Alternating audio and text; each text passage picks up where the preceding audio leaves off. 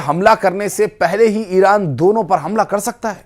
British media ने एक सनसनीखेज दावा करते हुए कहा कि ईरान एक साथ एक ही वक्त में 2000 बैलिस्टिक और हाइपरसोनिक मिसाइलों से हमला करने की तैयारी पूरी कर चुका है। ईरान के कुछ कमांडर्स ने यहां तक कह दिया कि ईरान युद्ध जीतने के लिए जंग नहीं करेगा, बल्कि अपने दुश्मनों को मारने के लिए, उन्हें खत्म करने के लिए युद्ध करने जा रहा है। रिपोर्ट्स का दावा यह है कि अगर 2000 मिसाइल से ईरान से हमला किया गया तो इजराइल का विनाश तो तय है।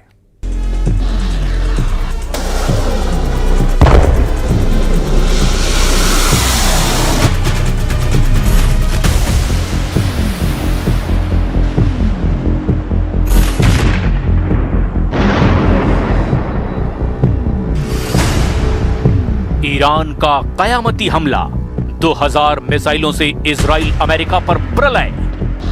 बेशक ईरान में फैले भीषण हिंसक प्रदर्शनों पर ईरानी सरकार ने काबू पाने का दावा किया हो, लेकिन अभी भी ईरान पर जबरदस्त बाहरी हमले का खतरा बना हुआ है। अमेरिका का जंगी एयरक्राफ्ट कैरियर तेज रफ्तार से ईरान की तरफ समंदर में बढ़ता दिखाई दे रहा है। इधर इजराइल की मोसाद और अमेरिका की कई खुफिया एजेंसियां ये पता लगाने में जुटी है कि 28 दिसंबर 2025 से अब तक हिंसक प्रदर्शनों का घातक असर ईरान के सुप्रीम लीडर अली खामनेई के शासन पर क्या पड़ा है। इस बीच ब्रिटिश मीडिया आउटलेट द सन ने सूत्रों के हवाले से बताया कि ईरान ने बैलिस्टिक मिसाइलों और अपने परमाणु हथियार कार्यक्रम को तेजी से बढ़ाना जारी रखा है। एक्सपर्ट्स का मानना है कि ईरान का ज्यादातर परमाणु मटेरियल बच गया था। ये संशोधित यूरेनियम लगभग आधा टन है, जिससे कम से कम 10 एटम बम बन सकते हैं, जो इजराइल के साथ साथ अमेरिका के विनाश के लिए भी काफी है। खबर तो ये भी है कि रूस और चीन ने ईरान को पिछले 300 घंटे में ऐसे हथियार और खुफिया उपकरण और एयर डिफेंस से जुड़ी यूनिट्स भी पहुंचा दी है, जो अमेरिका और इजराइल के हमलों के दौरान ईरान का जबरदस्त तरीके से बचाव करेगी। एक्सपर्ट्स के दावों के मुताबिक ईरान में खामनेई शासन के खिलाफ हुए हिंसक प्रदर्शनों से ईरान सरकार कांप गई और अब खामनेई भीषण खतरों के बीच कयामती हमलों की तैयारी कर रहे हैं, ताकि अमेरिका और इजराइल को लंबे वक्त के लिए नुकसान पहुंचाया जा सके। लेकिन इस पूरे घटनाक्रम की शुरुआत हम करते हैं उस खबर से जिसने अमेरिका और इजराइल के होश उड़ाकर रख दिए हैं। जीतने के लिए नहीं, मारने के लिए लड़ रहा है ईरान। ईरान इस वक्त दावा कर रहा है कि ईरान में हुए हिंसक प्रदर्शनों के पीछे इजराइल की मोसाद और अमेरिका की CIA जैसी खुफिया एजेंसियों के एजेंट थे, जो ईरान से खामनेई शासन का तख्ता पलट करने की कोशिश में जुटे थे। जिस वक्त अमेरिका के राष्ट्रपति ट्रंप ने दावा किया था कि ईरानी प्रदर्शनकारी सड़कों पर डटे रहें, अमेरिका से मदद ईरान पहुंच रही है, उस वक्त ईरान ने रूस और चीन की मदद से अमेरिका और इजरायली हमलों से निपटने के लिए कई खुफिया तैयारियां महज 48 घंटे में ही पूरी कर ली थी। अब ब्रिटिश मीडिया आउटलेट द सन ने खुफिया रिपोर्ट्स के हवाले से एक बहुत बड़ा दावा किया है कि ईरान को अगर जरा भी लगा कि उसके ऊपर अमेरिका और इजराइल दोनों भीषण हमला करने जा रहे हैं, तो ईरान ऐसी स्थिति में पहले ही हमला कर देगा, जिसके लिए उसकी तैयारी पूरी हो चुकी है। ईरान खास तौर से अपने बैलिस्टिक और हाइपरसोनिक मिसाइलों से मिडिल ईस्ट में मौजूद अमेरिका के सैन्य ठिकानों और इजराइल में मौजूद सभी सैन्य ठिकानों पर एक साथ मिसाइल सुनामी के जरिए हमला करने की तैयारी कर चुका है। 2000 ईरानी मिसाइलें हमले को तैयार, इजराइल अमेरिका पर प्रलय। ईरानी जनरल मुसावी का ताजा बयान डराने वाला है। जनरल मुसावी ने कहा कि हम अब और नुकसान नहीं सहेंगे, यानी इजराइल या अमेरिका ने हमारी सीमाओं की ओर कदम भी बढ़ाया तो हमारे कई मोर्चों पर तैनात कमांडर एक साथ फायर का बटन दबा देंगे। जनरल मुसावी का ये बयान और ब्रिटिश मीडिया आउटलेट द सन ने खुफिया रिपोर्ट्स के हवाले से जो दावा किया, वो अमेरिका और इजराइल के होश उड़ा चुका है। द सन के मुताबिक ईरान एक साथ 2000 मिसाइलों से अमेरिका और इजराइल पर एक साथ हमले की तैयारी कर चुका है। दावों के मुताबिक ईरान ने बैलिस्टिक मिसाइलों और अपने परमाणु हथियार कार्यक्रम को बढ़ाना जारी रखा है। एक्सपर्ट्स का कहना है कि पिछले साल जून में ईरान की परमाणु सुविधाओं पर अमेरिकी हमलों में तेहरान का ज्यादातर परमाणु मटेरियल बच गया था। ये संशोधित यूरेनियम लगभग आधा टन है, जो ईरान को कम से कम 10 एटम बम बनाने की क्षमता देता है। द सन की रिपोर्ट के मुताबिक ईरान इजराइल पर 2000 मिसाइलों से हमला करने की योजना बना रहा है, जो जून 2025 के 12 दिनों तक चले युद्ध से कई गुना बड़ा होगा। जून 2025 में हुए हवाई हमलों के दौरान ईरान ने लगभग 550 बैलिस्टिक मिसाइलें और 1000 से ज्यादा किलर ड्रोन लॉन्च किए थे, जिन्होंने इजराइल में भारी नुकसान पहुंचाया था। अब ईरान जो तैयारी कर रहा है, उसे रोकना इजराइल के लिए बहुत मुश्किल होगा। एक्सपर्ट्स के मुताबिक ईरान चीनी तकनीक की मदद से एक साथ 10 गुना ज्यादा अपग्रेडेड बैलिस्टिक और हाइपरसोनिक मिसाइलें लॉन्च करने की योजना बना रहा है।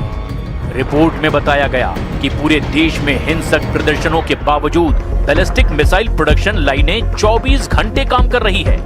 इजराइल के institute for national security studies के डॉक्टर रज जिम्प ने 3 दशकों तक ईरानी खतरों पर स्टडी की है। उन्होंने द सन को बताया कि अगर युद्ध अगले दौर में पहुंचता है, तो इजराइल सिर्फ मिलिट्री साइट्स या न्यूक्लियर फैसिलिटीज या मिसाइलों को ही निशाना नहीं बनाएगा, वो तेल प्रतिष्ठानों और खुद इस्लामिक शासन पर हमला करेगा। तब ईरान चुप नहीं बैठेगा और मिसाइलों से जवाबी हमला करेगा, और ये इस संघर्ष को क्षेत्र में मौजूद अमेरिकी ठिकानों और खाड़ी देशों तक बढ़ा देगा। ईरान के पास कम से कम 400 किलोग्राम यूरेनियम है, जो 60% तक समृद्ध है। अगर ये 90% तक के सैन्य स्तर तक समृद्ध किया जाए, तो 10 परमाणु बम बनाने के लिए काफी होगा। विशेषज्ञों ने चेतावनी दी है कि अगर इजराइल ने फिर से हमला किया, तो तेहरान सारी हदें पार कर देगा। ईरान ने लॉक किए टारगेट, इजराइल अमेरिका की तबाही तय। ईरान की मिसाइल रणनीति और 2026 की ताजा खुफिया रिपोर्ट के आधार पर ईरान ने अपनी 2000 मिसाइलों के लिए इजराइल के भीतर बेहद संवेदनशील ठिकानों की पहचान की है। ईरान का मानना है कि इतनी बड़ी संख्या में मिसाइलें दागने से इजराइल का एरो और डेविड स्लिंग जैसे एयर डिफेंस सिस्टम ओवरलोड हो जाएंगे और वो हर मिसाइल को नहीं रोक पाएंगे। चीन की तकनीक ने ईरान की मिसाइलों की सटीकता और मारक क्षमता को और बढ़ा दिया है। जून 2025 के युद्ध में ईरान की 10% मिसाइलें इजराइल के डिफेंस को भेदने में सफल रही थी। इजराइल को पता है कि अगर इस बार 2000 मिसाइलें आई, तो तबाही का मंजर बहुत भयानक होगा, और यही वजह है कि नेतन्याहू सीधे हमले की बजाय बहुत फूंक फूंक कर कदम रख रहे हैं। खुफिया रिपोर्ट के मुताबिक ईरान ने अपने मिसाइल यूनिट्स को अब हाई अलर्ट पर रखा है। ईरानी सेना के शीर्ष कमांडरों ने चेतावनी दी कि वो अमेरिका और इजराइल की ओर से किए जाने वाले हमलों का इंतजार नहीं करेंगे, बल्कि खतरा महसूस होने पर प्री एक्टिव स्ट्राइक यानी कि पहले हमला कर सकते हैं। अब आप ये भी जान लीजिए कि ईरान को चीन और रूस से क्या मदद मिल रही है, और ईरान इजराइल में अपने कौन कौन से संभावित टारगेट हमले के लिए लॉक कर चुका है।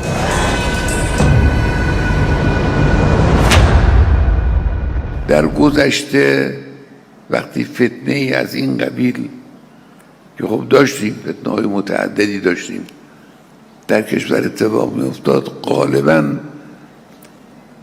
مطبوعاتی های آمریکا، سیاسیون درجه دوم آمریکا یا کشورهای اروپایی دخالت می‌کردند. रूस चीन से ईरान को मिले हथियार, इजराइल अमेरिका की तबाही तय। ईरान ने इजराइल में हमला करने के लिए अपने संभावित टारगेट लॉक कर दिए हैं, और वो ठिकाने कौन से हैं, जरा इसे भी जान लीजिए।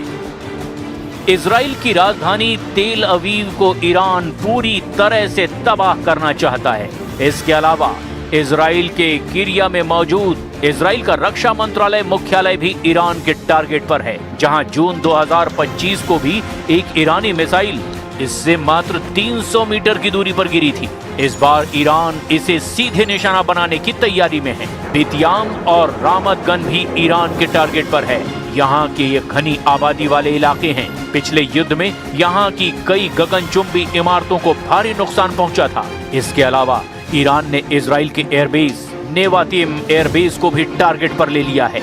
यहाँ इजराइल के अत्याधुनिक F-35 लड़ाकू विमान तैनात रहते हैं। ईरान इसे पूरी तरह से खत्म करना चाहता है। तेल नोफ और रामत डेविड ये दोनों बेस इजरायली वायुसेना की ताकत है। ईरान की योजना इन्हें मिसाइल कारपेटिंग यानी सैकड़ों मिसाइलों को एक साथ दागकर इन्हें पूरी तरह से तबाह करने की है। हाइफा रिफाइनरी ये इजराइल का सबसे बड़ा तेल और पेट्रोकेमिकल हब है। जून 2025 में ईरानी हमले में यहाँ लगी आग ने पूरे देश की ऊर्जा सप्लाई को प्रभावित किया था। वाइजमैन इंस्टीट्यूट ऑफ साइंस की खुफिया रिपोर्ट के मुताबिक ईरान का मानना है कि यहाँ सैन्य अनुसंधान होता है, इसीलिए ये उनकी हिट लिस्ट में ऊपर है। हाइफा और अशदोद बंदरगाह इजराइल का 90% व्यापार यहीं से होता है।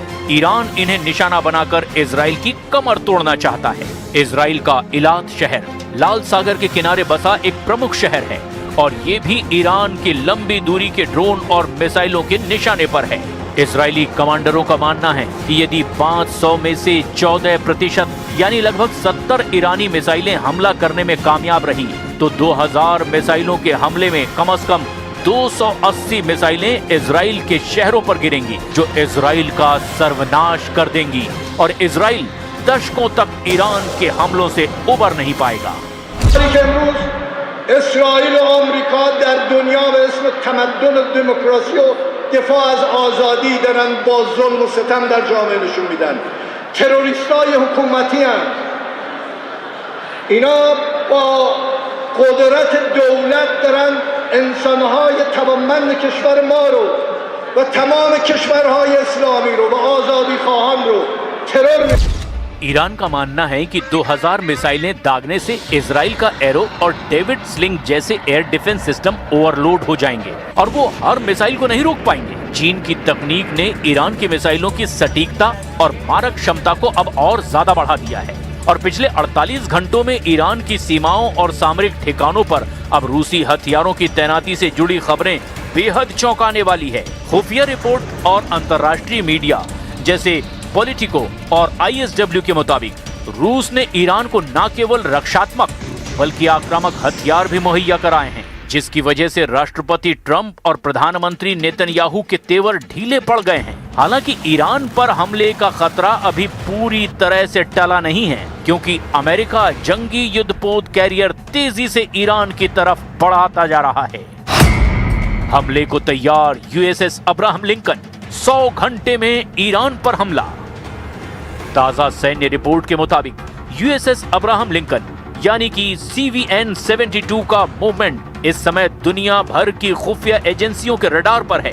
14 से 15 जनवरी 2026 को दक्षिण चीन सागर छोड़ने के बाद ये युद्धपोत मलक्का जलडमरू मध्य को पार कर चुका है और इस समय हिंद महासागर के मध्य क्षेत्र में तेजी से बढ़ता दिखाई दे रहा है। इसे अपनी मंजिल यानी ओमान की खाड़ी या अरब सागर तक पहुंचने में लगभग 4 से 5 दिन और लगेंगे और उम्मीद ये है कि 21 से 23 जनवरी 2026 के बीच ईरान के स्ट्राइक रेंज में पहुंच जाएगा।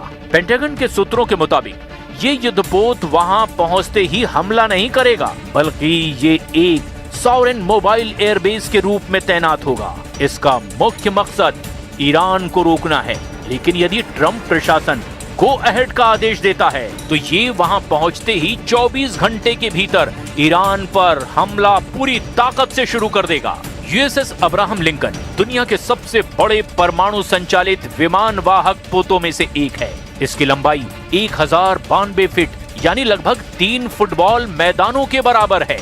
इस पर 90 से ज्यादा लड़ाकू विमान और हेलीकॉप्टर तैनात हो सकते हैं। सबसे खास बात यह है कि इस पर F-35C lightning 2 stealth fighter jets तैनात हैं, जो ईरान के रडार को चकमा देकर उसके परमाणु केंद्रों को भी निशाना बना सकते हैं। इसमें 2 परमाणु रिएक्टर लगे हैं, जिससे ये बिना ईंधन भराए 20 से 25 साल तक चल सकता है और इसकी गति 30 समुद्री माइल यानी कि 56 किलोमीटर प्रति घंटा से भी ज्यादा है। यूएसएस अब्राहम लिंकन अकेला नहीं चलता, इसके साथ जहाजों का एक पूरा सुरक्षा घेरा और हमलावर बेड़ा भी होता है। इसके साथ यूएसएस स्प्रांस और यूएसएस माइकल मर्फी जैसे आधुनिक गाइडेड मिसाइल डिस्ट्रॉयर भी हैं। ये जहाज एजिस डिफेंस सिस्टम से लैस है जो ईरान की 2000 मिसाइलों को ट्रैक करके और नष्ट करने में भी सक्षम हैं।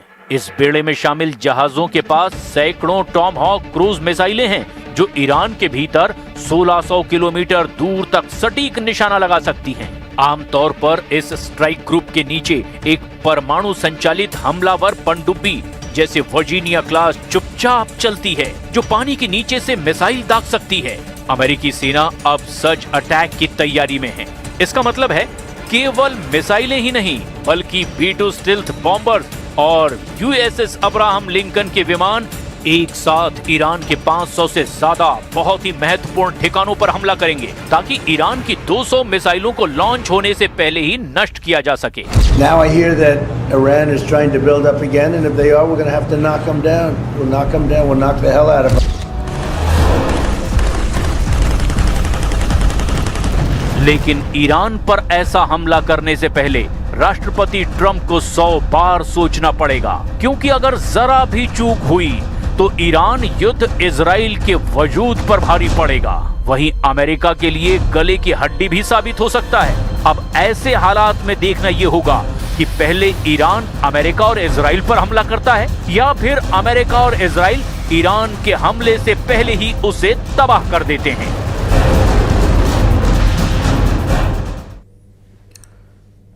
तो वहीं ट्रंप ने ग्रीनलैंड के मुद्दे पर कुछ यूरोपीय देशों पर टैरिफ लगाया। 1 फरवरी 2026 से Denmark, Norway, Sweden, France, Germany, Britain, Netherlands और फिनलैंड से अमेरिका से आने वाले सभी सामान पर 10% अतिरिक्त टैरिफ लगाया जाएगा। ग्रीनलैंड में नेटो टूटने जा रहा है या यूं कहें कि फटने जा रहा है। ग्रीनलैंड में नेटो पूरी तरह मिटने जा रहा है। ट्रंप का परमाणु कैरियर इसे रौंदने जा रहा है। ग्रीनलैंड में नेटो बिखरने जा रहा है। ट्रंप के बर्फीले तूफान से हमेशा के लिए दफन हो जाएगा नेटो। ग्रीनलैंड में ट्रंप और यूरोप का मोर्चा खुल चुका है। अमेरिका और यूरोप के इरादे बता रहे हैं कि बहुत बड़े युद्ध का खतरा मंडराने लगा है। ग्रीनलैंड में अमेरिका को रोकने के लिए यूरोप की फौज उतरने लगी है। एक नया फ्रंट तैयार हो रहा है।